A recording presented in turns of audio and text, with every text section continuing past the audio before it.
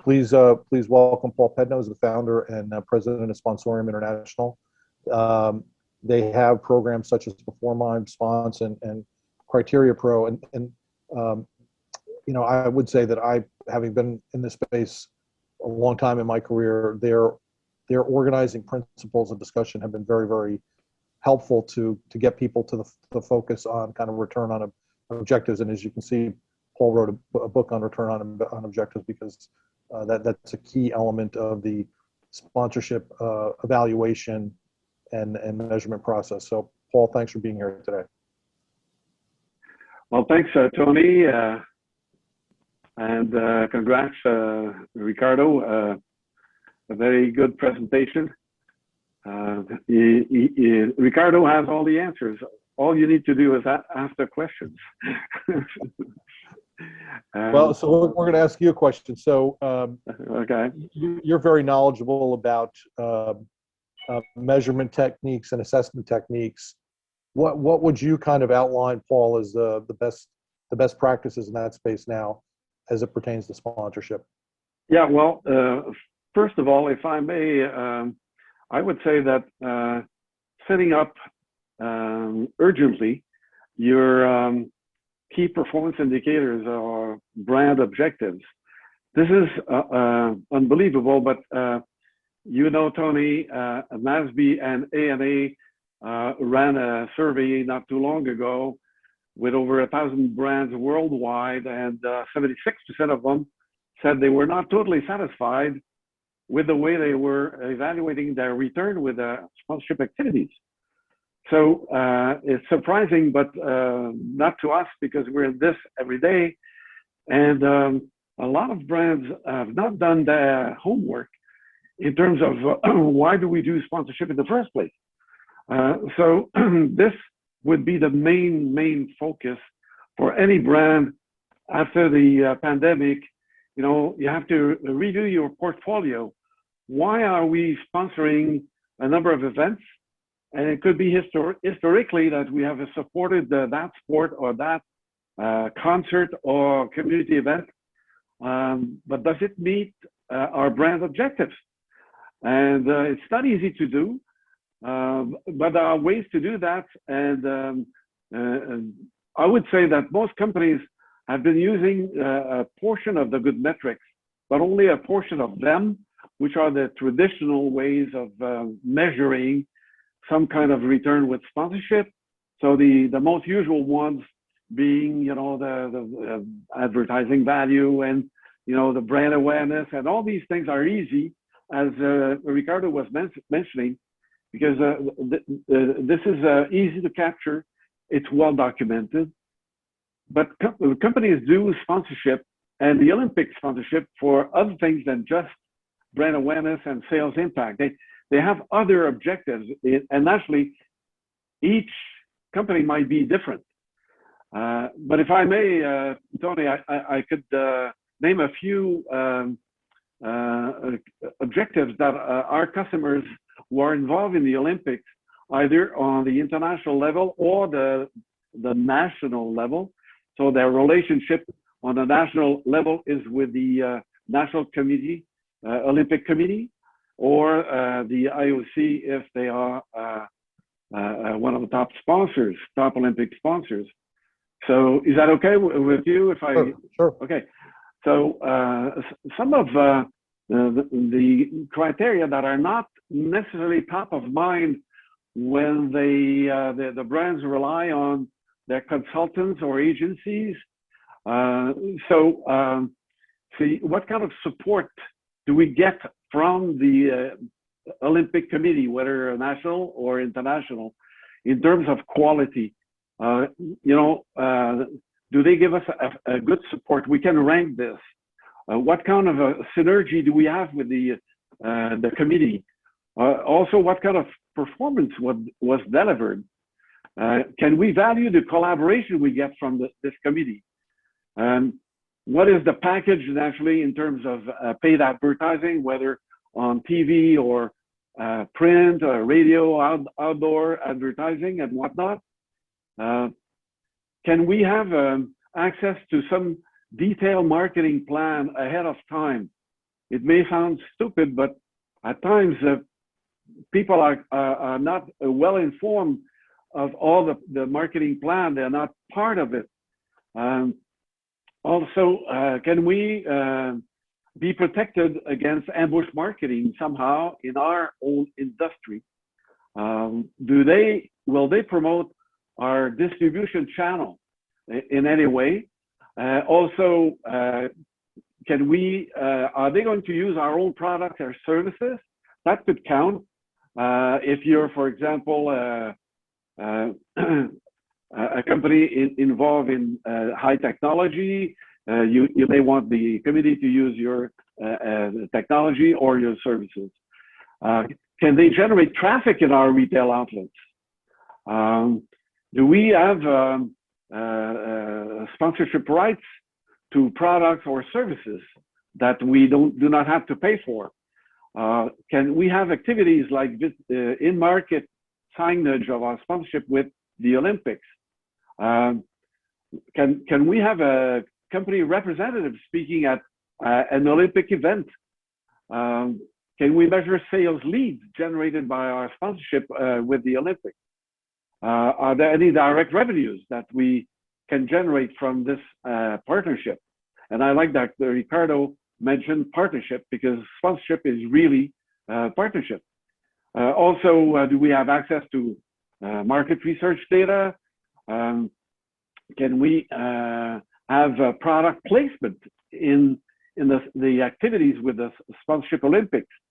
Do they have an established presence on social media, whether it's Facebook, Twitter, YouTube, Instagram, Snapchat, LinkedIn, Pinterest, TikTok, and others?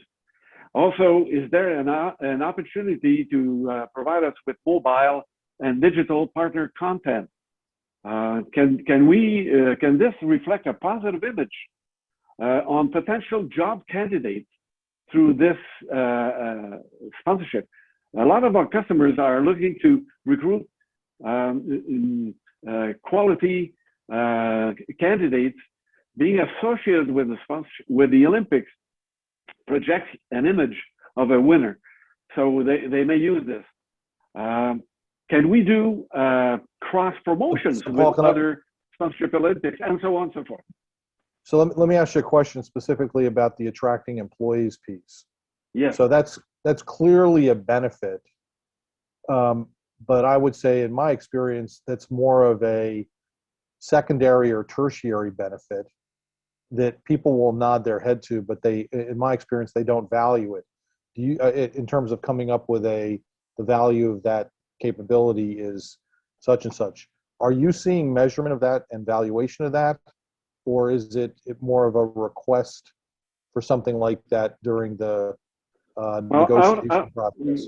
Tony, out of maybe 45 different criteria, a company, an engineering company who sponsors the Olympics, are looking for engineers. For them, it might be a high scored criteria. For a consumer product company, that may not even be considered. So depending on who the customer is, I was just listing a few of them just to show you how diverse criteria could be for a specific brand. So you're right, for some of them, it's of lesser importance. Well, I mean, the other comment that I would make, the 2016 Summer Games were in Rio, and the official airline was United Airlines, right? Which was a combination of United and Continental, as you may recall. I had occasion to speak with people from United, and they were thrilled with that association because it really was a morale boost for their employees, and they actually saw performance of the interactions with customers at that point in time get better and better, because people were just, the employees frankly had their chest puffed out because they had pride in the fact that they were the official carrier for the games. Yep. Absolutely. For a lot of companies, this is important. That for some of them, pass-through rights with their subcontractors, their vendors or marketing partners could be of a value. For others, doesn't mean anything.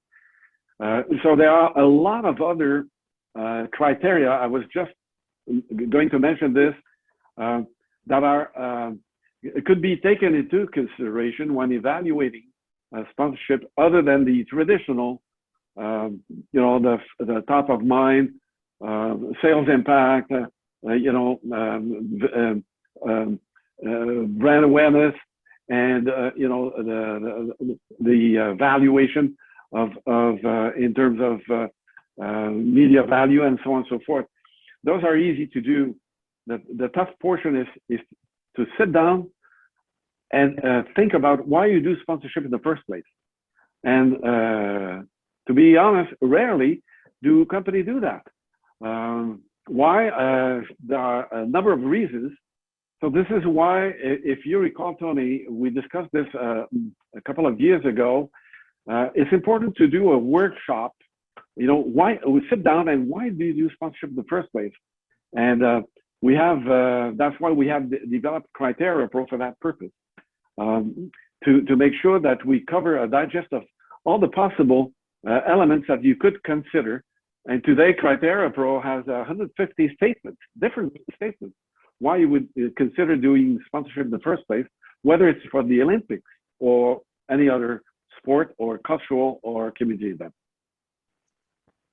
So, Frank, I know we're going a little bit long, but do you want to queue up some of the other questions with Paul, Ricardo, and myself capable of hopefully answering them or asking for further information? Yes, absolutely. And I know Ricardo has been answering some of them directly as well. I think this one from Mike Donahue is very apropos, so I'm going to re-ask it. Since fastest growing area of sponsorship in 2020 was sponsoring influencers, are companies measuring influencers' brand effect as well as they need to?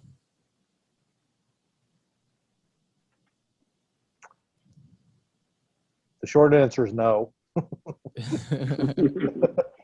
Yeah, so in my experience, I think there is a gap in defining what you want as an outcome of an investment with an influencer.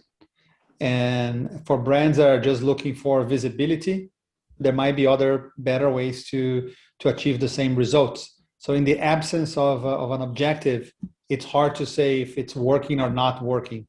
But the reality is a lot of companies are looking at it as a cheaper way to build reach. And yeah, that's a possibility, but I haven't seen anyone measuring that properly yet. Yeah, I guess I would add to that it is a way to add some reach, but unless you're a small brand with a very targeted audience, it wouldn't be the first or second tool that I would use to build reach, right? Because if you really need to build reach, you're talking about somebody who has a tremendous following, and those relationships are likely going to be quite costly. So Joanna Seddon asked, many years ago, I led brand valuation work for the Visa Olympic sponsorship, which was surprisingly successful in persuading what were then member banks to invest behind it. What do you think of this kind of approach? So what do you think of the approach of using brand valuation to encourage people to or to prove out the value of sponsorship? Well, in the specific case of Visa, what Visa does very well was to demonstrate the cardholders' interest for the Olympic Games, and based on that, gives a good indication for the issuer banks, the banks that are issuing the cards, that if they issue cards with Olympic marks, there's going to be good acceptance, good pickup from their client base and attracting new clients, and also through offering promotions, level of participation, and all of that. So that gave confidence to a lot of banks to issue Visa cards with Olympic marks on it. And the result that during the time I was there, I was seeing was whenever Visa was promoting the Olympic Games, more banks were issuing cards, more card holders were using their Visa cards more often, and the result was great for Visa because of the number of transactions, and great for the banks because of the number of cards in use. Unlike other categories, you have a bunch of cards in your wallet. They talk a lot about top of wallet, which is your go-to card, and it has to be a Visa card. All right, why don't we go to another hand raise? Brian Jennings. Great job on the presentations. Ricardo, you've done it at high levels at Coke and Visa. And one of the things that I admired, I'm not sure how many years ago this was, but when McDonald's came out and had game pieces and tied into the Olympics, I'm not sure what year it was, Coca-Cola was part of that. Do you have any guidance or counsel for other companies to get involved with partners like that? Well, the partnership between Coca-Cola and McDonald's is very special because they've been together since the beginning of McDonald's, and there's a great partnerships, and a lot of things that Coca-Cola does, McDonald's is involved. And of course, with the Olympics, when they were sponsors, they terminated their sponsorships a couple of years ago. But during the years they were sponsors, every single activity that Coke developed was first discussed with McDonald's. And it worked really well for them because they were also sponsors. So you see, we grew up seeing a lot of McDonald's promotions with Coca-Cola on it, and vice versa. It was special because they were a sponsor as well. But if you remove this characteristic, there are different ways to do it. And if you look around all the different customers of Coke, all the different banks for Visa, you see similar activities where they are co-promoting the partnerships, for the good of both companies. I'm not sure if I answer your question properly, but you did, and I really like the part that both of you. Mm-hmm. And I've seen this other gentleman on the panel talk about execution. Thank you for sharing that, because that is very difficult. And hats off to you, the training to the restaurant retail level employees. Thank you. Good job, gentlemen. Thank you. Frank, do we have time for one more? Yes, we do. I really like this question from Dave Reepstein. I know, Ricardo, that you already answered it in text form, but I think people could get a lot of value out of it. Dave says, would love to hear any specifics on how Coca-Cola measures the impact of sponsorship to justify the expenditure. He said that they use the same level of rigor as they do with any advertising or expenditures. So it was directed originally at you, Ricardo, but I think, Paul, this would be a good one also on just measurement on justification of expenditures. Yeah, well, there are easy ways to measure against your objectives once you have your objectives in line. Like Ricardo was saying, it's a business decision. So it's not unlike any other business decisions. When you do sponsorship, you have lots of choices as a sponsor, as a brand, and most major brands get unsolicited proposals by the thousands every year. So how do you sort out the winners from the low fit? It's not easy to do. But first of all, you have people with a lot of experience who have a good gut feeling on thinking it should work. But you need to add a bit of science to it, because you have to provide the answers to your top management. Why did we decide to support a project against our brand objectives? So it's kind of easy to do once you have done your homework. It's as simple as that. So the decision may rely on 20, 40, 50 different questions that you may want to ask the applicant when they ask for money in exchange for a sponsorship. Or you can have a number of questions internally that you ask yourself, if like brand fit and whatever other elements that you want to take into consideration. Am I answering correctly? Yes. He also had a follow-up on MROI. So So we talked a bit about return on objectives, but what about measuring a return on investment? So in sponsorship, I'll let Ricardo answer after that maybe, but because this is a sensitive topic for me, return on investment it's kind of quite difficult to do in sponsorship. If you do sponsorship for ROI only, you may as well do sales promotions. This is the department's mission to sell more products. Sponsorship has a bigger umbrella that we call return on objectives. And one of the objectives is return on investment. Naturally, you're in business to make sales. But sponsorship by itself is not a sales promotion. So it is a delicate balance between the two. And each company will have to do its homework. As Ricardo was mentioning, you know, if you're a consumer product company, you'll see it differently. If you're Coca-Cola and you have the pouring rights of an event, you automatically can calculate some kind of return with every sponsorship you do. If you're Alcoa, will you sell more aluminum tomorrow because you sponsor an event? Not necessarily. Eventually, but not necessarily on short term. So there needs to be a good set of criteria. Why is this sponsorship? So it's not always ROI, and most of the times it's not ROI immediately, but eventually. So the shortest route to ROI is ROO. So I'm going to use the host privilege and ask one more question of Ricardo, if you don't mind. So Ricardo, let's put ourselves a few years in the future. It's the fall of 2032, and the summer games for that year have just happened.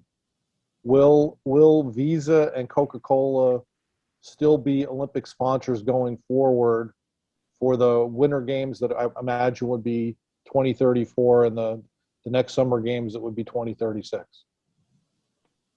If the Olympic and International Olympic Committee continue to keep the brand and the Olympic movement fresh and relevant to young consumers, if the values that they live by continue to be valued by people around the world, there is no reason to think otherwise. But this is an everyday work between now and 2032, and they have to continue to work really hard to do it. They have a successful track record, so I have no reason to believe they won't do this in 11, 12 years. So hopefully we'll see Coca-Cola and Visa extending their deals for much longer. Great. Well, Ricardo and Paul, it's been great to have you here, and appreciate you sharing your experience and wisdom and insights. And we look forward to further conversations as we watch what happens in the all-important sponsorship space. So thanks very much. Thanks, Tony, for having me. You're Thanks, very Frank. welcome.